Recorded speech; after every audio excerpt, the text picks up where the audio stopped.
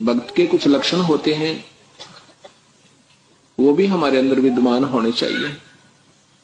विनम्रता, कोई हमें अच्छा बुरा बोलता है तो हमारे अंदर सहनशीलता आनी चाहिए, उसको कहने दे। जिस दिन आपको कोई गाली देवे, बुरा बोले और आपके आनंद होए, उस दिन भगत समझना अपने आप को। कुदरती बात है ये, एक उसका समझो अपनी भक्ति का पैमाना है आपके पास। आपको कोई बुरा बोले, अपने बुंडा अच्छा कहे, उसको ये समझना कि नादान अनजान बालक है, छोटा बच्चा क्या कह दिया करे, वो भक्ति मार्ग का जानकार नहीं है। और हम भी फिर उसी की तरह उतने ही नीचता पर आगे, तो हम भगत कहां के। हमारे अंदर बोलने का भी विचार भी कुछ ठीक होना चाहिए।